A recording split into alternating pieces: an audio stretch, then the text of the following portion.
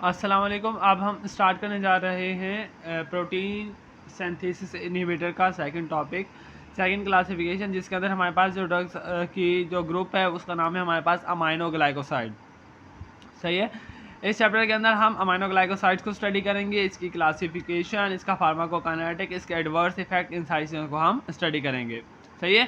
Start करते हैं सबसे पहले कि हमारे पास अमाइनो ग्लाइकोसाइड क्या होते हैं। ये हमारे पास बैक्टीरियासाइडल एंटीबायोटिक हैं। बैक्टीरियासाइडल मीन ये हमारे पास क्या करेंगे, सेल डेथ कॉज करेगा।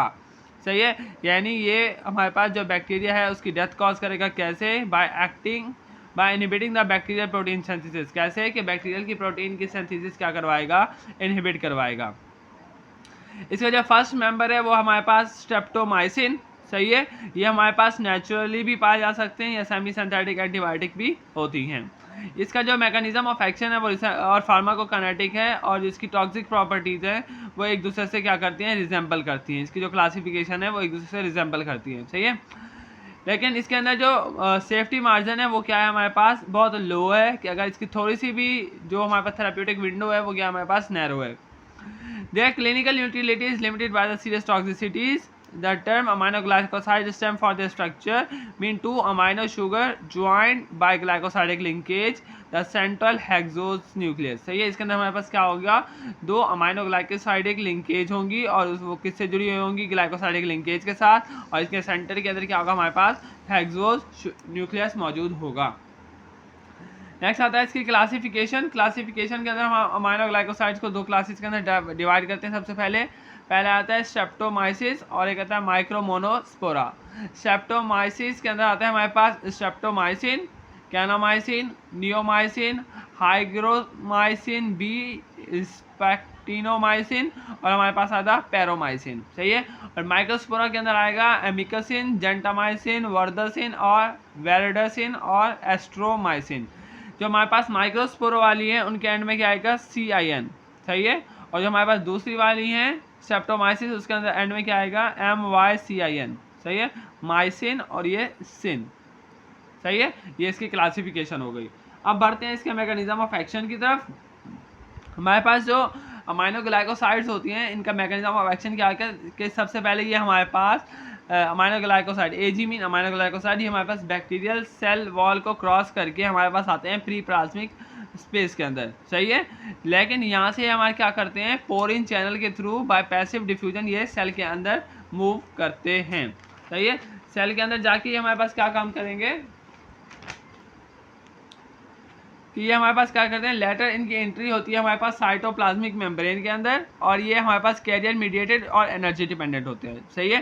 सबसे पहले कहाँ पे आएगा, प्री स्पेस के अंदर आएगा, वहाँ कोई एनर्जी डिपेंडेंट नहीं है। फिर हमारे पास साइटोप्लाज्मिक मेम्ब्रेन के अंदर आएगा, वो हमारे पास क्या है, एनर्जी डिपेंडेंट है। फिर हमारे पास अमाइनो ग्लाइकोसाइड क्या करते हैं, सेल के अंदर आके ये बाइंड करेंगे 30S सब यूनिट ऑफ राइबोसोमल प्रोटीन के साथ। सही है।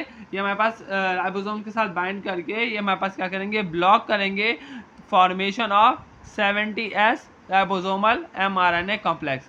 जब भी हमारे पास 30S सब यूनिट से हमारे पास क्या बनता है, 70S सब यूनिट बनता है, किसका, राइबोसोमल mRNA कॉम्प्लेक्स के साथ। सही है। तो ये हमारे पास क्या करते हैं, ये करते हैं मिसरीड करते हैं किसको, mRNA को, जो कि हमारे पास क्या करवाता है, इनकॉर्पोरेशन करवाता है किसकी, इनकरेक्ट अमाइनो एसिड्स की। सही है। यानी जो हमारे पास mRNA आ रहा है वो हमारे पास एक अमाइनो एसिड का ग्रुप लेके आ रहा है, जिसको हमारे पास बाइंड होना है किसके ऊपर, एक जो DNA की मेम्ब्रेन होती है, प्रोटीन मेम्ब्रेन होती है, उसके ऊपर। सही है। जहाँ पे हमारे पास डिफरेंट अमाइनो एसिड मिलकर क्या करते हैं, एक प्रोटीन की लेयर बनाते हैं, यानी एक प्रोटीन बनाते हैं। अब उस स्पेस के अंदर ये हमारे पास क्या कर रहे हैं कि इनकरेक्ट अमाइनो एसिड ला रहे हैं और उनकी क्या कर रहे हैं, एबनॉर्मल प्रोटीन सिंथेसिस करवा रहे हैं। सही है। जब ये हमारे पास एबनॉर्मल प्रोटीन सिंथेसिस करवा रहे होते हैं, या हमारे पास जो रिलीजिंग फैक्टर है उसकी कम्बिनेशन के साथ हमारे पास क्या करते हैं, उसे इनहिबिट करते हैं। सही है। कि वो हमारे पास पेप्टाइड चेन रिलीज ना करे और एबनॉर्मल प्रोटीन सिंथेसिस बनाए। इस केस के अंदर हमारे पास जो 70S राइबोसोमल RNA होता है वो 30S और 50S सब यूनिट बनाता है। सही है। होता क्या है कि हमारे पास ये मेम्ब्रेन होती है, एक लेयर होती है, यहाँ से हमारे पास mRNA आता है, यहाँ पे हमारे पास अमाइनो एसिड छोड़ता है और यहाँ से हमारे पास यहाँ से निकल लेता है। सही है। अब ये जो लेयर है यहाँ पे हमारे पास क्या बन रहा है, एक प्रोटीन बन रहा है। अब जब अमाइनो ग्लाइकोसाइड आके बाइंड करेंगी तो हमारे पास ये जो अमाइनो एसिड लाएगा वो कैसा होगा, एबनॉर्मल होगा। एबनॉर्मल मीन इसका स्ट्रक्चर क्या होगा, चेंज होगा, एबनॉर्मल। सही है, तो फिर ये यहाँ पे जो प्रोटीन बनेगी वो भी क्या होगी, एबनॉर्मल प्रोटीन होगी। सही है, तो जब एबनॉर्मल प्रोटीन होगी तो हमारे पास जो सेल है वो सर्वाइव ही नहीं कर पाएगा और क्या होगी, डेथ अकर हो जाएगी। नेक्स्ट आता है इसका एंटीबैक्टीरियल स्पेक्ट्रा। एंटीबैक्टीरियल स्पेक्ट्रा के अंदर हमारे पास क्या आता है कि ये हमारे पास एक्शन शो करती है किसके खिलाफ, ग्राम नेगेटिव एरोब्स के खिलाफ, एक्सेप्ट नॉट स्ट्रेप्टोमाइसिन, वो अपना काम शो नहीं करती। तो ये एंटेरिक बैसिलाई, इकोलाई, क्लैप्सिलिया, प्रोटियस और एंटेरोबैक्टर और हाईली ससेप्टिबल, इन सब के खिलाफ क्या होता है, ये इसका एक्शन क्या होगा, हाई होगा। सूडोमोनास एरिजिनोसा, इसके खिलाफ ये भी क्या है, ससेप्टिबल है। किसके खिलाफ, अमाइनो ग्लाइकोसाइड कौन कौन से, जेंटामाइसिन, एमिकासिन, नेटिलामाइसिन और हमारे पास सेसोमाइसिन। सही है, क्योंकि हमारे पास पार्टिकुलर क्या होगा, टोब्रामाइसिन। सही है, इन सब के खिलाफ क्या है, ये अफेक्टिव है। फिर आता है हमारे पास gram positive aerobes. Gram positive aerobes के अंदर आता है हमारे पास स्टेफाइलोकोकाई, जो कि हमारे including penicillin resistant staphylococcus aureus, इनके खिलाफ भी हमारे पास क्या है कि अमाइनो ग्लाइकोसाइड्स का अपना एक स्पेसिफिक एक्शन मौजूद है। नेक्स्ट आता है मायोबैक्टर। मायोबैक्टर ट्यूबरकुलोसिस और हमारे पास स्ट्रेप्टोमाइसिन, इन सब के खिलाफ किसका एक्शन है, अमिकासिन और कैनामाइसिन का। सही है, कैनामाइसिन और अमिकासिन किसके खिलाफ एक्शन परफॉर्म करेंगी, मायोबैक्टीरिया के खिलाफ। नेक्स्ट आता है रेजिस्टेंस। रेजिस्टेंस के लिए हमारे पास क्या है, ये हमारे पास रेजिस्टेंस इसकी कैसे होती है, अकर हो सकती है कैसे, इफ्लक्स पंप के थ्रू। यानी हमारे पास जो जब सेल के अंदर ड्रग जाएगी तो हमारे पास क्या होगा, इफ्लक्स पंप होंगे जो क्या करेंगे, इस ड्रग को बाहर फेंक देंगे और इसका जो थेराप्यूटिक इफेक्ट है जिसको सेल के अंदर होना है वो नहीं होगा। सही है, ये क्या करेंगे, रिड्यूस करेंगे या रिड्यूस कर देंगे या रीअपटेक को रिड्यूस कर देंगे और इंजाइमेटिक मॉडिफिकेशन और इनएक्टिवेशन भी करवा सकते हैं। ये हमारे पास क्या करवा सकते हैं, एसिटाइलेशन, एडिनाइलेशन और फॉस्फोराइलेशन करवाएंगे और डिक्रीज करेंगे ट्रांसपोर्ट के एंड राइबोसोम बाइंडिंग। सही है, राइबोसोम के साथ इसकी बाइंडिंग और हमारे पास की ट्रांसपोर्ट को क्या करेंगे, इनहिबिट कर देंगे या डिक्रीज कर देंगे। More significant plasmid encoded protein responsible for efflux of the drug pumped out. तो हमारे पास प्लाज्मिड प्रोटीन होती हैं, वो हमारे पास क्या करती हैं, इस चीज़ के लिए रिस्पॉन्सिबल होती हैं कि वो ड्रग को क्या करेंगी, पंप आउट करेंगी बाहर की तरफ।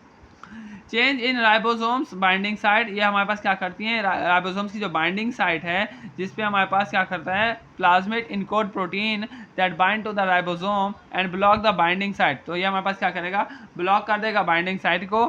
सही है, जो कि हमारे पास क्या है, presumably without preventing the tRNA binding itself, जिससे हमारे पास क्या करेगा, टीआरएनए बाइंड नहीं कर पाएगा। तो हमारे पास क्या होगा, रेजिस्टेंस कॉज हो जाएगी किसके खिलाफ, अमाइनो ग्लाइकोसाइड के खिलाफ बैक्टीरिया के अंदर। फिर आता है हमारे पास फार्माकोकाइनेटिक। फार्माकोकाइनेटिक के अंदर सबसे पहले आएगा एब्जॉर्प्शन, कि जो हमारे पास अमाइनो ग्लाइकोसाइड है इनकी पुअर ओरल एब्जॉर्प्शन होती है, क्योंकि ये हमारे पास क्या होता है, पोलर होते हैं और पॉलीकैटायनिक होते हैं स्ट्रक्चर के अंदर। सही है, इसे हम मस्ट भी एडमिनिस्टर करते हैं हम पेरेंटरली एक्सेप्ट नियोमाइसिन। नियोमाइसिन जो है वो या तो हम टॉपिकली देंगे या ओरली देंगे, क्योंकि ये हमारे पास क्या कॉज करवाता है, सीवियर नेफ्रोटॉक्सिसिटी। सही है, तो हम इसे पेरेंटली नहीं दे सकते। डिस्ट्रीब्यूशन के अंदर आएगा कि अमाइनो ग्लाइकोसाइड की लो टिश्यू पेनिट्रेशन होती है, क्योंकि ये हमारे पास क्या होते हैं, हाइड्रोफिलिसिटी होती है। सही है, और जो डोज बेस्ड है वो हमारे पास किसके होता है, ऑन लीन बॉडी मास के हिसाब से हम इसकी डोज क्या करते हैं, एडजस्ट करते हैं।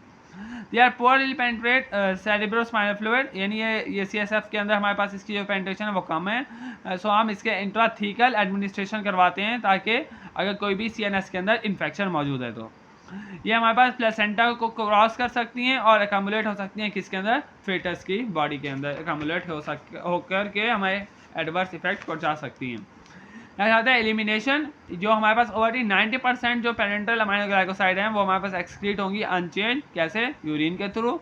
एकमुलेट होते हैं किसके अंदर, पेशेंट के अंदर, जिनके अंदर हमारे पास रीनल डिसफंक्शन होगा, तो हम उसके क्या करेंगे, रिक्वायर्ड डोज एडजस्टमेंट करके उनको देंगे जिनके अंदर क्या होगा, रीनल डिसफंक्शन का प्रॉब्लम होगा।